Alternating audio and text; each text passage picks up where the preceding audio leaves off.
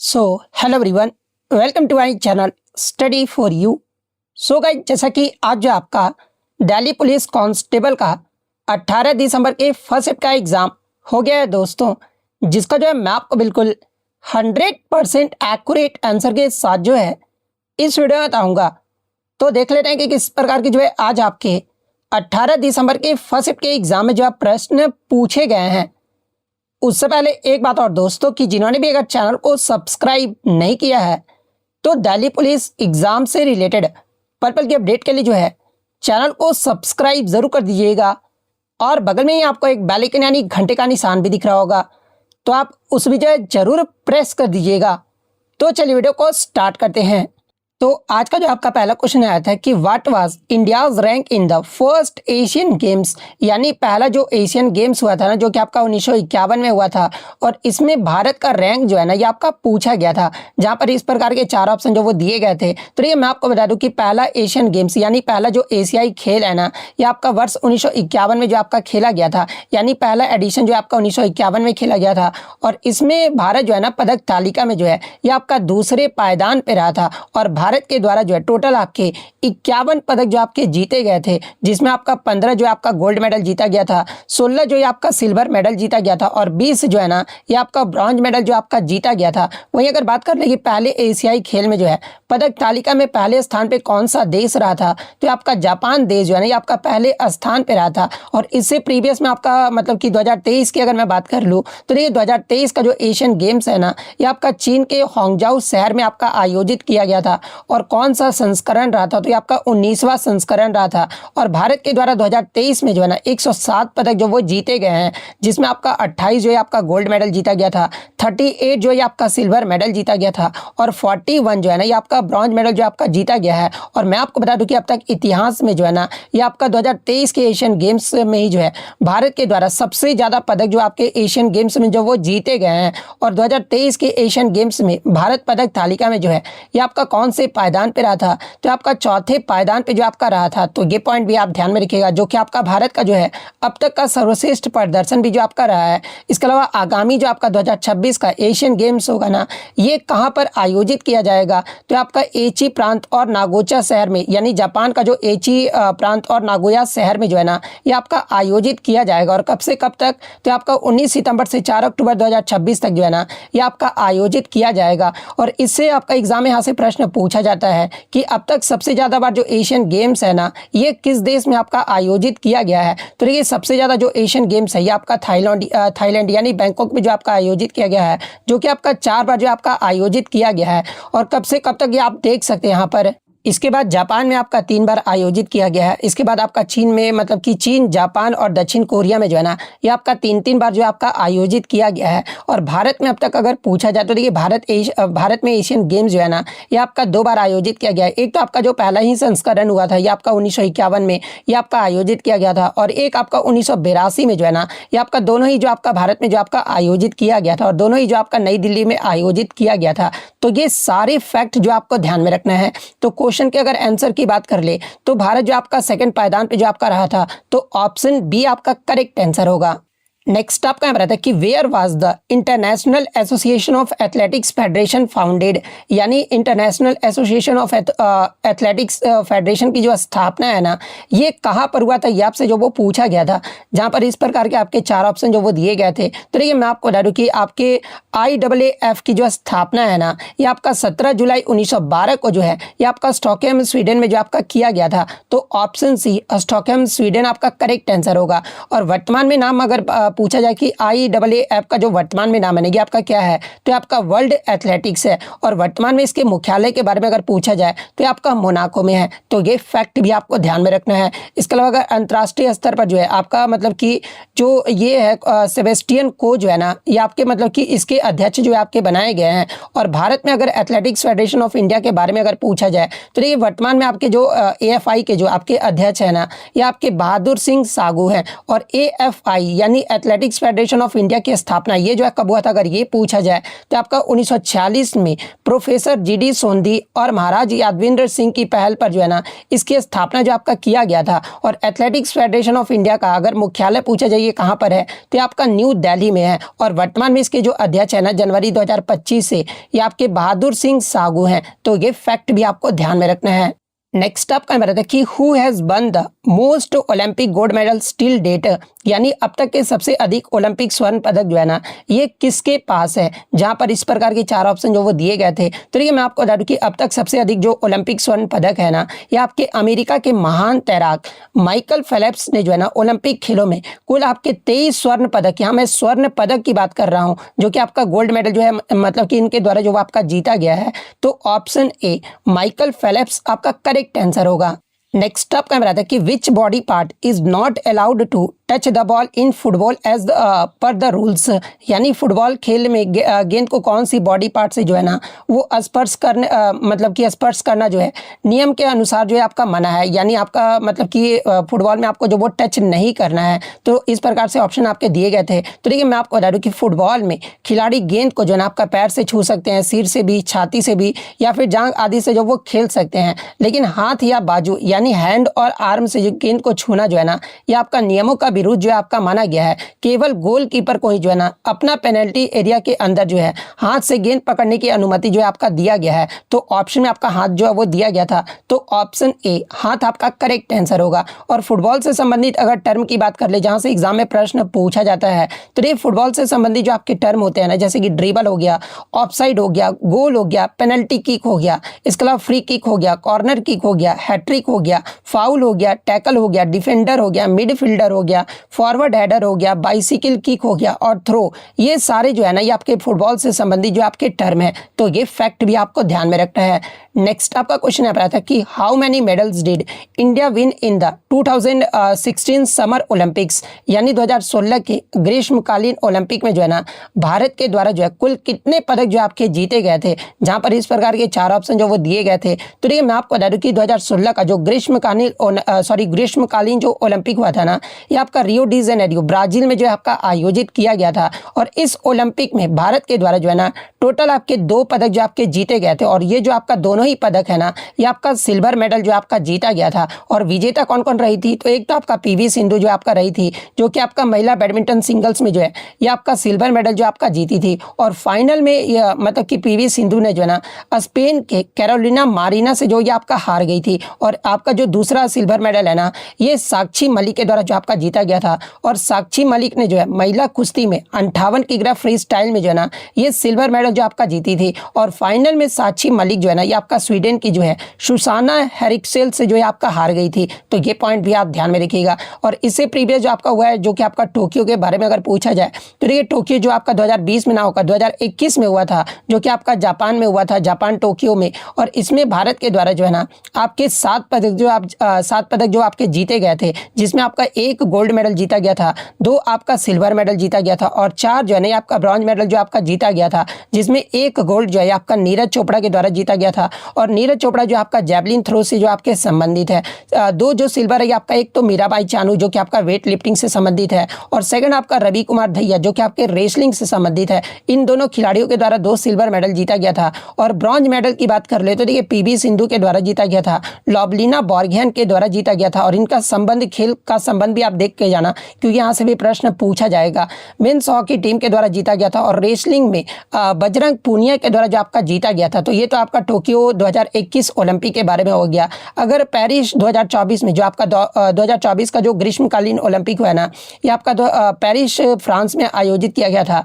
और इसमें भारत जो है ना ये आपका 6 पदक जो आपका जीता है। और वो 6 पदक में आपका एक तो आपका सिल्वर मेडल जीता गया है और 5 जो है ना ये आपका ब्रॉन्ज मेडल जो आपका जीता गया है। और 6 विजेताओं की अगर सूची की बात कर ले तो एक तो जो सिल्वर मेडल है ये आपका जैवलिन थ्रो में नीरज चोपड़ा के द्वारा आपका जीता गया है।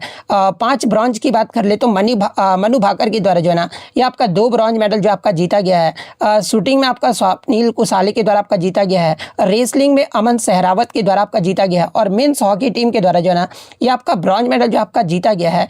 वहीं अगर पेरिस 2024 मिडल टेबल की अगर मैं बात कर लूँ तो ये पदक तालिका में आपका पहले स्थान पे जो है ना ये आपका यूनाइटेड स्टेट्स के द्वारा आपका जीता गया है। यूनाइटेड स्टेट्स के द्वारा 126 पदक आपका जीता गया है। सेकंड स्थान पे आपका चाइना देश रहा है और थर्ड स्थान पे जो है ना ये आपका फ्रांस देश रहा है। तो ये सारे फैक्ट जो आपको ध्यान में रखना है।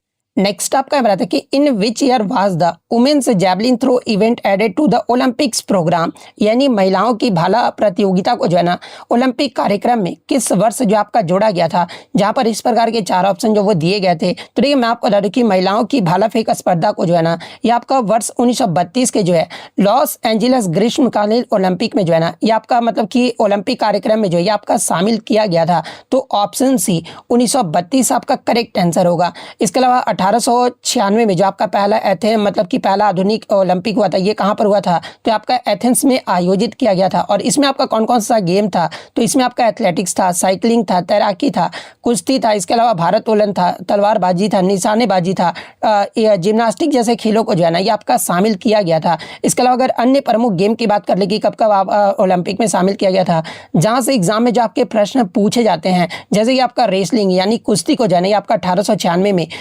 ग्रीको रोमन में ही जो आपका मतलब कि शामिल किया गया था। टेनिस को भी आपका 1896 में, लेकिन फिर आपका जो स्थायी रूप से ना कब शामिल किया गया था, तो आपका वर्ष 1988 में स्थायी रूप से जो आपका शामिल किया गया था। शूटिंग के बारे में अगर पूछा जाए तो ये आपका 1896 में ही, रोइंग को जो आपका वर्ष 1900 में, बॉक्सिंग को आपका 1904 में जो आपका शामिल किया गया था, डाइविंग को जो आपका 1904 में शामिल किया गया था, फुटबॉल को जो है ना ये आपका 1908 में जो आपका शामिल किया गया था, वॉलीबॉल को आपका 1964 में, जूडो को भी आपका 1964 में, टेबल टेनिस को जो है आपका वर्ष 1988 में जो है ये आपका शामिल किया गया था।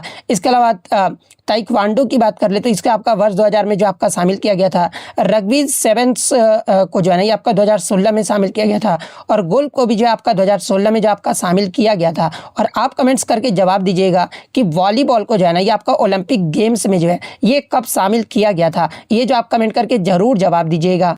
नेक्स्ट आपका यहाँ रहता है कि विथ हाउ मैनी मेडल्स है India reached it's highest medal tally in the summer Olympics, यानी ग्रीष्मकालीन ओलंपिक में जो है ना भारत ने कितने पदकों के साथ जो है अपनी उच्चतम पदक संख्या जो है आपका प्राप्त की है, जहां पे इस प्रकार के 4 ऑप्शन जो वो दिए गए थे। तो देखिए मैं आपको बता दूं कि भारत ने ग्रीष्मकालीन ओलंपिक में जो अपनी उच्चतम पदक संख्या है ना ये आपका 7 पदकों के साथ जो है 2021 का टोक्यो ओलंपिक में जो है ये आपका प्राप्त जो वो किया था। और टोक्यो ओलंपिक में मैंने आपको बताया भी कि भारत के द्वारा आपका 7 पदक जीता गया, जिसमें आपका 1 गोल्ड, 2 आपका सिल्वर और 4 जो है आपका ब्रॉन्ज मेडल जो आपका शामिल है। और इससे पहले मैं आपको बता दूं ना कि 2012 में जो है आपका लंदन ओलंपिक में जो है ना ये आपका 6 पदक जो आपका जीता गया था, जिसमें आपका 1 भी गोल्ड नहीं जीता गया था, 2 आपका सिल्वर मेडल और 4 जो है आपका ब्रॉन्ज मेडल जो आपका जीता गया था, जो कि भारत का सर्वश्रेष्ठ प्रदर्शन भी रहा था। लेकिन फिर आपका जो सर्वश्रेष्ठ प्रदर्शन देखने को मिला था ये आपका टोक्यो ओलंपिक में जो ये आपका देखने को मिला था। तो आपका 7 ऑप्शन सी या तो टोक्यो ओलंपिक 2021 ऑप्शन में दिया गया होगा या फिर आपका 7 दिया गया होगा। तो ऑप्शन सी 7 आपका करेक्ट आंसर होगा। इसके अलावा बात एग्जाम में पूछा जाता है कि भारत ने अब तक हॉकी में जो है ना कुल कितने ओलंपिक पदक जो आपके जीते हैं। तो देखिए हॉकी टीम के द्वारा भारत के द्वारा जो है ना अब तक 13 ओलंपिक पदक जो आपका जीता गया है, जिसमें आपका 8 स्वर्ण पदक जो आपका जीता गया है। और 8 स्वर्ण पदक कब कब, तो आप देख सकते हैं 1928, 1932, 1936, 1948, 1952, 1956, ये जो आपका 6 स्वर्ण पदक है ना ये आपका लगातार ओलंपिक में जो आपका मतलब कि जीता गया था। फिर आपका 1964 में आपका जीता गया था, फिर आपका 1980 में जो है ये आपका जीता गया था। और रजत पदक आपका एक ही जीता गया जो कि आपका वर्ष 1960 में जो आपका जीता गया था। उसके बाद कांस्य पदक जो है ना आपका 4 जो है कांस्य पदक जीता गया है। एक तो आपका 1968 में, फिर आपका 1972, फिर आपका 2020 टोक्यो में और 2024 में भी जो पेरिस ओलंपिक में आपका जो मतलब कि पुरुष हॉकी टीम के द्वारा जो है ना ये आपका ब्रॉन्ज मेडल जो आपका जीता गया है। तो ये सारे फैक्ट जो आपको ध्यान में रखना है। नेक्स्ट आपका बताया था कि if a state government fails to comply with a directive issued by the union under which article can president rules भी इम्पोज्ड इन द स्टेट, यानी यदि कोई राज्य जो है ना सरकार संघ द्वारा दिए गए किसी निर्देश का पालन करने में आपका विफल रहता है तो उस राज्य में राष्ट्रपति शासन जो है ना ये आपका लगाया जा सकता है। और ये जो आपका किस अनुच्छेद में वर्णित है ये आपसे पूछा गया था।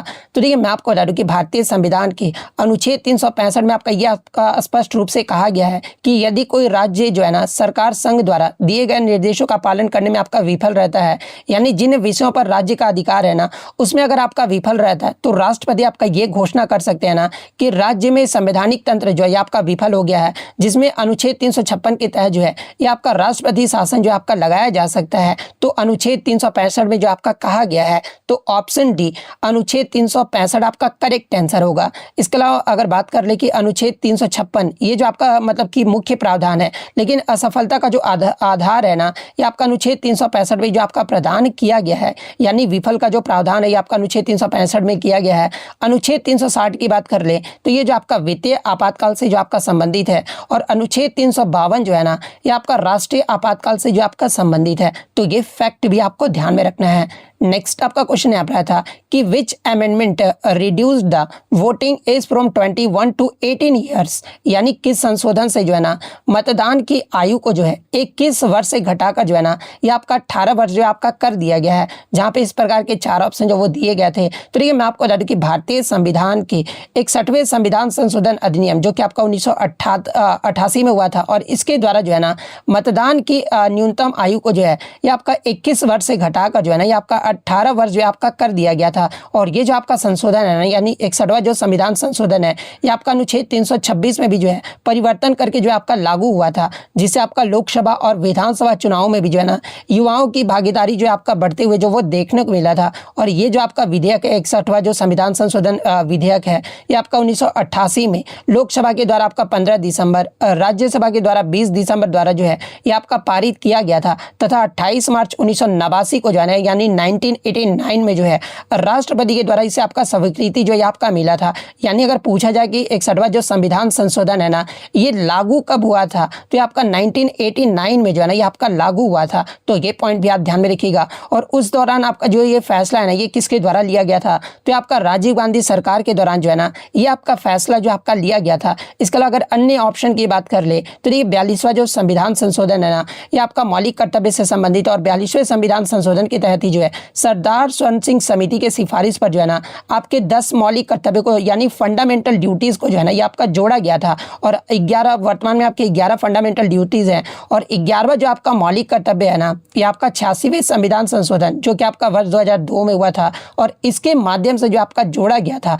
73वें की बात कर ले तो देखिए 73वां जो संविधान संशोधन है ये आपका पंचायती राज से जो आपका संबंधित है। 86वां संविधान संशोधन जो है ना ये आपका शिक्षा के अधिकार से जो आपका संबंधित है। तो ये सारे फैक्ट जो आपको ध्यान में रखना है। नेक्स्ट आपका यहाँ पर आता है कि the concept of suspension of fundamental rights in the Indian constitution is borrowed from which country constitution, यानी भारतीय संविधान में मौलिक अधिकारों के निलंबन की जो अवधारणा है ना ये किस देश के संविधान से जो आपका लिया गया है। तो देखिए मैं आपको बता दूं कि भारतीय संविधान में मौलिक अधिकारों के निलंबन की जो अवधारणा है ना ये आपके जर्मनी के वीमार संविधान से जो आपका लिया गया, और विशेष रूप से जो है ना आपके अनुच्छेद 358 और अनुच्छेद 359 के माध्यम से जो है का लिया गया है। तो ऑप्शन बी जर्मनी आपका यहाँ पे करेक्ट आंसर होगा। इसके अलावा एग्जाम में यहाँ से एक प्रश्न पूछा जाता है ना कि जब आपका मतलब कि आपातकाल लगाया जाता है तो उस समय आपका कौन सा मौलिक अधिकार जो है ना यानी फंडामेंटल जो राइट्स है ये आपका मतलब कि कायम रहता है, ये आपसे पूछा जाता है एग्जाम में, यानी निलंबित नहीं किया जा सकता है। तो देखिए मैं आपको बता दूं कि राष्ट्रीय आपातकाल के दौरान जो है ना अनुच्छेद 20 में आपका जो है अपराधों के लिए दोष सिद्धि के संबंध में आपका संरक्षण जो आपका प्रदान किया गया है, और साथ में आपका अनुच्छेद 21 जो है ना जो कि आपका जीवन और व्यक्तिगत स्वतंत्रता का अधिकार जो इसमें आपका दिया गया है, ये दोनों अनुच्छेद यानी 20 और अनुच्छेद 21 को जो है ना ये आपका निलंबित नहीं किया जा सकता है, क्योंकि ये जो आपके 2 मौलिक अधिकार है ना ये आपके आपातकाल के दौरान भी जो है ये आपके कायम रहते हैं, और नागरिकों को इनसे आपका वंचित नहीं किया जा सकता है। और ये जो आपका दोनों ही अधिकार जो है ना ये आपके 44वें मतलब कि जो संविधान संशोधन हुआ था जो कि आपका वर्ष 1978 में हुआ था, और इसी के द्वारा जो है ना आपका प्रावधान जो है आपका किया गया था। तो ये फैक्ट भी आपको ध्यान में रखना है। नेक्स्ट आपका क्वेश्चन यहाँ पर आया था कि which of the following is not a feature of federalism, यानी निम्नलिखित में से कौन सा जो है ना एक संघवाद की विशेषता नहीं है। हालांकि मैं बता दूं कि बच्चों द्वारा मुझे दो ही ऑप्शन मिल पाए थे। एक ऑप्शन मिला था रिटन कॉन्स्टिट्यूशन यानी लिखित संविधान मिला था, और सेकंड आपका ऑप्शन है ना ये आपका डिवीजन ऑफ पावर जो आपका देखने को मिला था। और मैं दो ऑप्शन में आप पहले ही बता दूं कि मैं अपने तरफ से जो आपका लिया हूँ। हो सकता है एग्जाम में कुछ और ऑप्शन हो, लेकिन मैं अपने तरफ से अगर ऑप्शन के अकॉर्डिंग अगर बात करूँ, ये दो ऑप्शन था, तो ये तो आपका सही नहीं होगा क्योंकि यहाँ पे आपका विशेषता नहीं है, ये आपका पूछा गया था। तो मैं अपने तरफ से एक लिया गया हूँ कि मतलब संघवाद की जो प्रमुख विशेषताएं होती है ना, ये आपका कौन कौन सा होता है। तो ये एक तो आपका लिखित संविधान होता है, उसके बाद आपका शक्तियों को केंद्र राज्य के बीच विभाजन, ये भी आपका एक विशेषता होता है।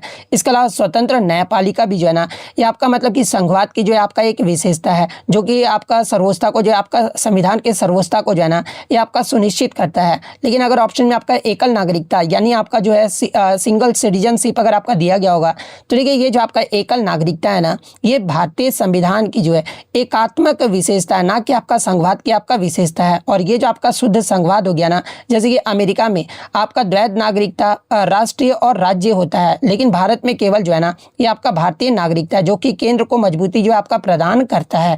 इसलिए ये जो आपका सिंगल सिटीजनशिप है ना, ये आपका संघवाद की विशेषता नहीं है। तो ऑप्शन सी आपका करेक्ट आंसर होगा। नेक्स्ट आपका बताते कि which of the following is not a power of the president, यानी निम्नलिखित में से कौन सी जो है ना राष्ट्रपति की शक्ति नहीं है। जहां पे इस प्रकार के आपके चार ऑप्शन जो वो दिए गए थे, तो देखिए मैं आपको बता दूं कि भारतीय संविधान के अनुसार राष्ट्रपति को जो है आपका प्रधानमंत्री की जो नियुक्ति है, ये आपका अनुच्छेद 75 के तहत जो है ये आपका किया जाता है। और मतलब सेकंड ऑप्शन में आपका संसद को संदेश भेजना दिया गया था। तो देखिए संसद को संदेश भेजना या फिर संबोधित करना जो है ना, ये आपका अनुच्छेद 86 या 87 में है। इसके अलावा ऑप्शन में आपका विधायकों पर वीटो लगाना भी दिया गया था। तो देखिए विधायकों पर वीटो शक्ति यानी पॉकेट वीटो सहित जैसी जो शक्तियां है ना, ये आपको राष्ट्रपति को जो है ये आपका प्राप्त है। लेकिन यहाँ पे क्वेश्चन में आपका नहीं पूछा गया था। तो देखिए कानून का मसौदा तैयार करना जो है ना, ये आपका एक संसद का विशेषाधिकार है, जो कि आपका अनुच्छेद 107 और 108 में जो आपका वर्णित है। और राष्ट्रपति केवल विधेयकों पर जो है ना ये आपके सहमति देते हैं या फिर अध्यादेश जो आपके जारी अनुच्छेद 123 के तहत जो है ये आपके कर सकते हैं। लेकिन विधायी प्रक्रिया जो प्रारंभिक मसौदा है ना, ये आपका मतलब कि संसद के द्वारा ही जो आपका बनाया जाता है, यानी ये जो आपका राष्ट्रपति का जो है ये आपका अधिकार नहीं है। और राष्ट्रपति की शक्तियां मुख्यतः जो है ना ये आपका नाम मात्र की होती है, जो कि मंत्रिपरिषद की सलाह पर जो है ना ये आपके प्रयोग जो ये आपके करते हैं। तो एक ऑप्शन में आपका दिया गया था कि ऑप्शन में आपका कानून का मसौदा तैयार करना यानी ड्राफ्टिंग लॉ जो आपका दिया गया था, जो कि आपका राष्ट्रपति का शक्ति ये आपका नहीं है। तो ऑप्शन डी आपका करेक्ट आंसर होगा। नेक्स्ट आपका था कि who presides over the meetings of the Lok Sabha, यानी लोकसभा की बैठकों की जो अध्यक्षता है ना ये आपका कौन करता है। जहां पे इस प्रकार के चार ऑप्शन जो वो दिए गए थे, तो देखिए मैं आपको बता दूं कि दोनों ही की जो संयुक्त बैठक की जो अध्यक्षता है ना, ये आपके लोकसभा स्पीकर यानी लोकसभा के अध्यक्ष जो आपके करते हैं, जो कि आपका लोकसभा के सदस्यों द्वारा जो है ना ये आपके अनुच्छेद 93 के तहत जो है आपके चुने जाते हैं। और वर्तमान में आपके जो लोकसभा के अध्यक्ष है ना ये आपके ओम बिरला, जो कि आपका 2024 में जो है ये आपके दूसरी बार इस पद पर जो आपके बने गए हैं। इसके अलावा स्पीकर सदन की कार्यवाही को जो आपका संचालित करते हैं, यानी और बहस का जो निर्णय भी जो है ना ये आपका इन्हीं के द्वारा जो आपका लिया जाता है। और बराबरी की स्थिति में निर्णायक वोट जो है ना ये आपका अनुच्छेद 100 के तहत जो है ये आपका डालते हैं। और उनकी अनुपस्थिति में यानी उनके एब्सेंट में जो है ना डिप्टी स्पीकर जो है आपका अध्यक्षता करते हैं। तो ये पॉइंट भी आप ध्यान में रखिएगा। और संयुक्त सत्र जो है ये किसके द्वारा बुलाया जाता है, तो देखिए राष्ट्रपति संसद के जो है ना ये आपका संयुक्त सत्र जो आपका बुला सकते हैं। उपराष्ट्रपति आपका राज्यसभा के सभापति होते हैं और प्रधानमंत्री जो है ना ये आपके सदस्य होते हैं। लेकिन ये तीनों जो आपका अध्यक्षता जो है आपका नहीं करते हैं। अध्यक्षता जो आपका किया जाता है ना ये दोनों ही संयुक्त बैठक की ये आपका लोकसभा के अध्यक्ष यानी स्पीकर ऑफ द लोकसभा के द्वारा आपका किया जाता है। तो ऑप्शन सी आपका करेक्ट आंसर होगा। नेक्स्ट आपका बताते कि व्हाट इज UCC, यानी UCC जो है ना ये आपका क्या है। तो देखिए UCC की बात कर ले तो इसका जो अर्थ होता है ना ये आपका यूनिफॉर्म सिविल कोड होता है, यानी एक समान नागरिक संहिता होता है, जो कि आपका विवाह हो गया, तलाक, उत्तराधिकारी, गोद लेना और संपत्ति जैसे व्यक्तिगत मामलों में जो है ना सभी नागरिकों को यानी धर्म, जाति या लिंग से स्वतंत्र के लिए जो है ना एक सामान्य जो कानून का प्रस्ताव है ये आपका किया गया है। और ये जो आपका UCC है ना यानी यूनिफॉर्म सिविल जो कोड है, ये भारतीय संविधान के अनुच्छेद 44 जो कि आपका DPSP में आता है, इसमें आपका जो वो उल्लेखित किया गया है। और ये जो आपका राज्य को जो है ना पूरे भारत में जो है यूसीसी लागू करने का प्रयास करने का निर्देश भी जो आपका देता है। हालांकि मैं आपको बता दूं कि ये जो आपका यूडबलसी जो है ना ये आपका न्यायिक रूप से जो है ये आपका बाध्यकारी नहीं है। और एग्जाम में अगर पूछा जाए कि मतलब यूडबलसी को जो है पहला मतलब लागू करने वाला राज्य कौन सा है, तो देखिए उत्तराखंड जो है ना ये आपका 27 जनवरी 2025 को जो है इसे पहला राज्य स्तर पर आपका लागू किया है, जो लैंगिक समानता और धर्मनिरपेक्षता को जो है ना ये आपका बढ़ावा देता है। तो ये फैक्ट भी आप ध्यान में रखिएगा। तो यूडबलसी का जो अर्थ होता है ये आपका क्या होता है, तो ये आपका आपका क्या होता है, तो ये आपका यूनिफॉर्म सिविल कोड होता है। तो ऑप्शन ए आपका करेक्ट आंसर होगा। नेक्स्ट आपका बताते हैं कि according to BNS who is considered a real criminal, यानी बीएनएस के अनुसार जो है ना किसे आपका रियल अपराधी जो आपका माना जाता है, जहाँ पे इस प्रकार के 4 ऑप्शन जो वो दिए गए थे। तो देखिए मैं आपको बता दूं कि बीएनएस यानी जिसका फुल फॉर्म आपका भारतीय न्याय संहिता होता है, और इसके अनुसार जो है ना सभी व्यक्ति जो किसी अपराध को अंजाम देने में किसी भी तरह से आपके शामिल होते हैं ना उन्हें आपका अपराधी जो आपका माना जा सकता है। तो एक ऑप्शन में आपका दिया गया था कि जो अपराध में शामिल भी होता है उन्हें आपका अपराधी माना जाता है। ये आपका बीएनएस के अनुसार जो है आपका रियल अपराधी जो है इन्हें आपका माना जाता है। तो ऑप्शन बी आपका करेक्ट आंसर होगा। इस क्वेश्चन में मुझे थोड़ा सा डाउट था, आप कमेंट करके बता दीजिएगा कि 1987 का पूछा गया था या फिर 1989 का पूछा गया था, क्योंकि वर्तमान में जो आपके हैं ये आपके 1989 के ही हैं। तो अगर इस प्रकार से प्रश्न पूछा गया होगा कि 1989 में महाराष्ट्र कैडर की रिटायर्ड आईएएस कौन है जिन्हें आपका भूमि संसाधन सचिव जो है ना ये आपका बनाया गया है, जहाँ पे इस प्रकार के 4 ऑप्शन जो वो दिए गए होंगे। तो देखिए मैं आपको बता दूं कि मनोज जोशी जो आपके 1989 बैच के जो है ना ये आपके महाराष्ट्र कैडर के आईएएस अधिकारी रहे हैं, और इन्हें जो है ना आपका डिपार्टमेंट ऑफ लैंड रिसोर्सेज यानी भूमि संसाधन विभाग में जो है ना ये आपका सचिव जो है ये आपका नियुक्त किया गया है, और ये आपके ग्रामीण विकास मंत्रालय के तहत जो है ना ये आपके कार्यरत हैं। तो अगर मनोज जोशी दिया गया ऑप्शन में तो ऑप्शन ए मनोज जोशी आपका करेक्ट आंसर होगा। अगर 1987 वाला अगर आपसे पूछा गया होगा ना तो देखिए मैं आपको बता दूं कि 1987 महाराष्ट्र कैडर के रिटायर्ड आईएएस अधिकारी RA राजीव हैं, जिन्हें आपका भूमि संसाधन सचिव जो है ना ये आपका 2021 में जो आपका बनाया गया था, यानी इनसे पहले जो आपका बनाया गया था। तो मैं आपको फिर से बोल दे रहा हूँ 1987 वाला अगर पूछा गया होगा तो RA राजीव आपका करेक्ट आंसर होगा। अगर 1989 वाला अगर आपसे पूछा गया होगा ना तो मनोज जोशी फिर आपका करेक्ट आंसर होगा। तो जो भी प्रश्न पूछा गया होगा मैंने आपको यहाँ पर बता दिया है।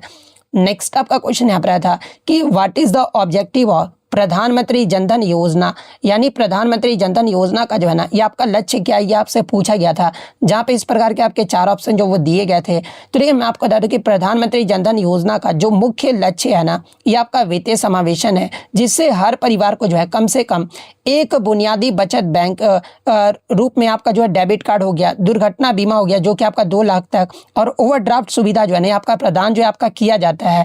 इसके अलावा मैं आपको बता दूं कि ये जो आपका जनधन योजना को जो है ना ये आपका 28 अगस्त 2014 को जो आपका शुरू किया गया था, जिसमें 55 करोड़ से अधिक खाते जो है आपके खोले जा चुके हैं, और डायरेक्ट बेनिफिट ट्रांसफर यानी डीबीटी के माध्यम से जो है ना सरकारी योजनाओं को लाभ भी जो है आपका पहुंचाया जा रहा है, और विशेष रूप से जो है ना ग्रामीण और कमजोर वर्गों को जो है ये आपका लाभ जो है आपका पहुंचाया जा रहा है। तो एक ऑप्शन में आपका इस प्रकार से जो वो दिया गया होगा कि हर परिवार को जो है ना कम से कम एक बैंक खाता जो आपका प्रदान करना, ये जो आपका प्रधानमंत्री जनधन योजना का जो है ना ये आपका लक्ष्य रखा गया है। तो ऑप्शन ए आपका करेक्ट आंसर होगा। नेक्स्ट आपका पता था कि how is financial assistant provided under the प्रधानमंत्री किसान योजना, यानी प्रधानमंत्री किसान योजना में जो है ना वित्तीय सहायता जो आपका कैसे मिलती है, जहाँ पे इस प्रकार के आपके 4 ऑप्शन जो वो दिए गए थे। तो ये मैं आपको बता दूं कि प्रधानमंत्री किसान सम्मान निधि योजना में जो है ना आपका वित्तीय सहायता जो है ये आपका डीबीटी यानी डायरेक्ट बेनिफिट और ट्रांसफर के माध्यम से जो है ना ये सीधे लाभार्थी किसानों के बैंक खाते में जो है ये आपका हस्तांतरित जो आपका किया जाता है। और इस योजना में प्रति वर्ष जो है ना ये आपका 6,000 की राशि जो है ये आपका 3 समान किस्तों में जो आपका दिया जाता है, और 3 समान किस्तों में यानी 2-2 हजार प्रत्येक में जो है ना ये 4 महीने के अंतराल पर जो आपका दिया जाता है। तो ये पॉइंट भी आप ध्यान में रखिएगा। यानी आपका जो प्रधानमंत्री किसान योजना में वित्तीय सहायता जो आपका कैसे दिया जाता है, तो आपका डायरेक्ट बेनिफिट ट्रांसफर के माध्यम से जो है ना ये आपका दिया जाता है। तो ऑप्शन बी आपका यहाँ पे करेक्ट आंसर होगा।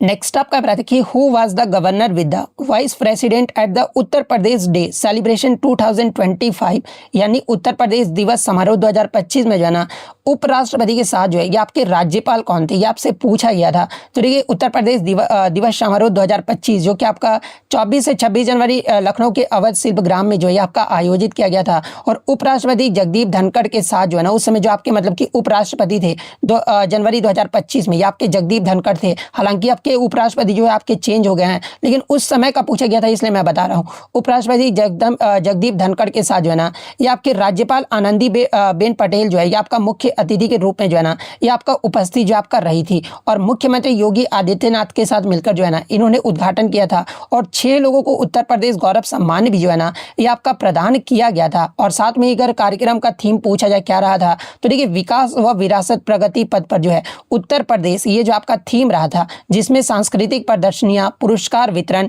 और विकास पर चर्चा भी जो वो किया गया था, और सभी 75 जिलों में जो है ना समानांतर आयोजन भी जो आपके किए गए थे। तो ऑप्शन में आपका आनंदीबेन पटेल दिया गया था, तो ऑप्शन ए आनंदीबेन पटेल आपका करेक्ट आंसर होगा। नेक्स्ट आपका मेरा देखिए, which scheme has self help groups launched to enhance women self reliance, यानी स्वयं सहायता समूह ने जो है ना महिलाओं की आत्मनिर्भरता को बढ़ाने के लिए जो है कौन सी योजना जो आपका लॉन्च की है, जहां पे इस प्रकार के आपके 4 ऑप्शन जो वो दिए गए थे। तो एक ऑप्शन में आपका लखपति दीदी योजना आपका दिया गया था। तो देखिए ये जो आपका लखपति दीदी योजना है ना ये आपके स्वयं सहायता समूहों से जुड़ी महिलाओं को जो आपका लक्षित करती है, जिसका उद्देश्य जो है ना ये आपका 2 करोड़ से अधिक महिलाओं को जो है परिवार की वार्षिक आय जो है 1 लाख तक बढ़ाकर जो है ना ये आपका आत्मनिर्भर बनाना है।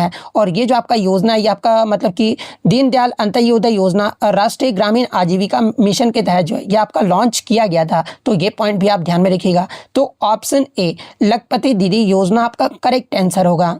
नेक्स्ट आपका हम रहता है कि under the Namaste scheme who distributed the safety kits, यानी नमस्ते योजना के अंतर्गत जो है ना सुरक्षा किट जो है ये आपका किस मंत्री के द्वारा आपका वितरित किया गया है, जहां पे इस प्रकार के आपके 4 ऑप्शन जो वो दिए गए थे। तो देखिए मैं आपको बता दूं कि नमस्ते योजना के तहत जो है ना सफाई कर्मियों को आपका पीपीई कहने का मतलब आपका जो मतलब कि सुरक्षा किट जो है ना ये आपका आयुष्मान कार्ड वितरित करने वाले केंद्रीय सामाजिक न्याय एवं अधिकारिता मंत्री डॉक्टर वीरेंद्र कुमार के द्वारा जो है आपका विकसित मतलब कि आपका वितरित किया गया है, और उन्होंने जम्मू गोवा आदि स्थानों पर भी जो है ना ये आपके वितरण जो वो किए थे। और ये जो आपका योजना है ये आपका सफाई कर्मियों की सुरक्षा, गरिमा और आर्थिक सशक्तिकरण के लिए जो आपका शुरू किया गया है, जिसमें डिजिटल प्रोफाइलिंग, प्रशिक्षण और स्वास्थ्य बीमा को जो आपका शामिल किया गया है। इसके अलावा ऑप्शन में आपका भूपेंद्र यादव दिया गया था जो कि आपके पर्यावरण मंत्री हैं, और अन्य विकल्प जो है ना आपके असंबंधित है। यानी नमस्ते योजना के अंतर्गत सुरक्षा किट किस मंत्री के द्वारा आपका वितरित किया गया था, तो आपके वीरेंद्र कुमार के द्वारा जो है ना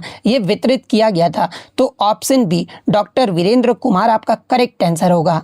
नेक्स्ट आपका रहता है कि who were the fathers of the scientist of the first space mission, यानी प्रथम अंतरिक्ष मिशन के वैज्ञानिक के जनक जो है ना ये आपके कौन थे, जहां पे इस प्रकार के 4 ऑप्शन जो वो दिए गए थे। तो ये मैं आपको बता दूं कि भारतीय अंतरिक्ष अनुसंधान संगठन यानी इसरो के संस्थापक और भारतीय अंतरिक्ष कार्यक्रम के जनक जो है ये किसे कहा जाता है, तो आपका डॉक्टर विक्रम साराभाई को कहा जाता है। और इन्होंने जो है ना 1969 में जो है इसरो की स्थापना और प्रथम भारतीय उपग्रह मिशन जो कि आपका कौन सा था, तो ये आपका आर्यभट्ट था, जिसे आपका 1975 में जो है ना ये आपका आधार जो है आपका तैयार किया गया था। तो आपका यही पूछा गया था कि प्रथम अंतरिक्ष मिशन के वैज्ञानिक के जनक कौन थे, तो ये आपके कौन थे, तो आपके डॉक्टर विक्रम साराभाई थे। तो ऑप्शन बी आपका करेक्ट आंसर होगा। ऑप्शन में आपका होमी भाभा भी आपका दिया गया था। देखिए होमी भाभा जो है ना ये आपके परमाणु ऊर्जा के आपके जनक थे, यानी भाभा का जो फुल फॉर्म होता है ये आपका भाभा एटॉमिक रिसर्च सेंटर होता है। जबकि अब्दुल कलाम आजाद जो है ना इन्हें आपका मिसाइल मैन ऑफ इंडिया के नाम से आपका जाना जाता है।